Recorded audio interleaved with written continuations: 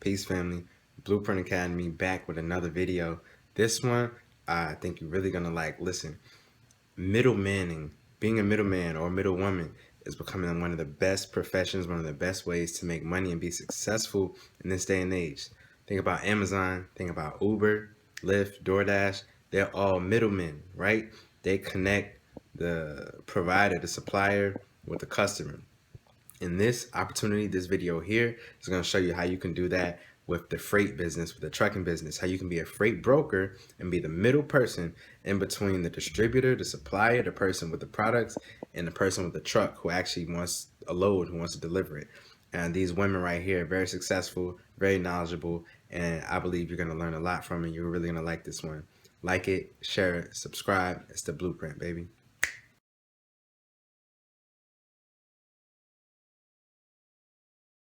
So you both operate as freight brokers, correct?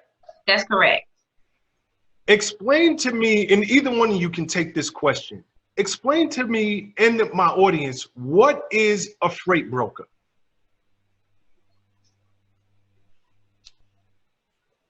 Oh, I can do it. So basically, a freight broker is a middleman. So we go to a shipper who becomes our customer, and they give us loads, and then we literally just give it to the carrier for them to haul it, and we make a percentage off of that transaction. We don't handle the freight. We don't drive the trucks. We don't have to have equipment. We're just the middleman. So a freight broker is literally the in-between guy. That's correct. And in your case, that's it. In your case, women. Yeah. That's right.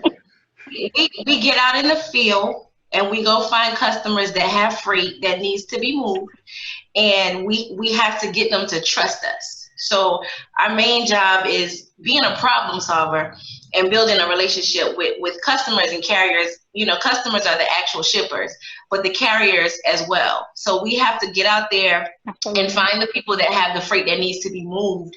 And then we turn around and we find trucks to get that done. And like Sam said, we never actually touch the freight. In our case, it's a little different because we are able to broker freight to our own trucks. I as well have 5 trucks. So when we started back in 2009, we had that one truck, and at first we made a lot of money, but then we failed miserably. I mean, we went through everything that you can imagine, and that's really a part of the story. Before we get to that part of the interview, because I'm going to go there, I want to know the mistakes. Okay. I want to know the different things to look out for. I'm just getting the backstory now, if you don't mind. No problem. Okay. Freight broker, I get it. Freight agent, what's the difference between a freight agent and a broker? So the agent actually works under the broker's authority. An agent can actually have their own business, their own entity, and in the freight world, we call it their own book of business, but they don't have all the financial and legal responsibilities as a broker. So if you called me up, Sean, and you said, hey, I'm thinking I want to be a freight agent and work under you because I have some customers, some friends I already know that's in, shippers, and they have things that need to be moved, you can work under my brokerage without going out and getting your own authority, your own insurance, your own surety bond. And you're literally just responsible for getting that freight covered.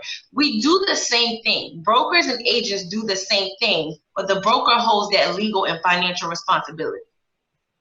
Understood. Very similar to like a real estate agent and a real estate broker. Great analogy. Great analogy. Can an agent work for multiple brokers at the same time, or are they exclusive to one broker? That's a great question. And I'm going to be perfectly honest and transparent. I personally have worked for 2 brokers at one time. I do not recommend that. It can get confusing. And it could be very different reasons why. I literally worked that way because I had a friend that owns a brokerage, and I partnered with them on a very large account. So I worked under his brokerage as a freight agent while I was working for another broker. They both knew I was very upfront because it was a customer that I was going after for a while in the government sector. So I told them both what I was doing. But I don't really see a need to do that unless you have a special circumstance. So the answer is yes. It's not illegal, but I don't suggest that anyone do that. Sam, if you want to add. Good. And I was going to say it's probably the preference of the actual freight broker too that they're working up under. They may only have them, do like a non-compete clause, but like she said, I mean, it's definitely not illegal. I mean, you just sign a contract with multiple freight brokers. They just want to make sure that there's, like I said, a clause in there that they can't work with another freight broker. Because if they fall out, they can take all them customers and just move it to another one. Is it one of those unwritten rules in the industry that it's frowned upon? I know legally they can do it, but is it one of those things that if I come to you guys as an agent and I say, look, I'm also working with, another broker, would you, Sean, go ahead, just stick with that person? When you're ready to be exclusive to us, come to us. Or is it frowned upon, or is it commonplace in the industry? Because we get so busy, I honestly don't see or hear of a lot of people working as an agent under multiple brokers. Like for my situation, I think it was just very unique because, I'll just tell the customer, AFES, I don't know if you're familiar, but AFES is the Army and Air Force Exchange, which is located on military bases. And I wanted that customer for a long time, and it was hard to get that customer. My friend's brokerage had the credentials that I didn't have at the time, or even the company that I was working with at the time to get that customer. So I was very transparent that, I had been making those calls, I had been making the connection, and basically he had a place for me to come and move that freight, and we could both benefit. So I'm not going to say that it's so much frowned upon, but I would think, just like Sam said, as the broker, you need to be very clear on what it is, how your business runs and what you expect. You would have them sign that non-compete clause. There's so many ways to do it. It's your business. Like, you can do it the way you want as long as you're following the rules of the FMCSA. So I personally don't hear of a lot of agents just working for multiple brokers. To this day, I still benefit from that customer under my friend's brokerage, even though I have my own.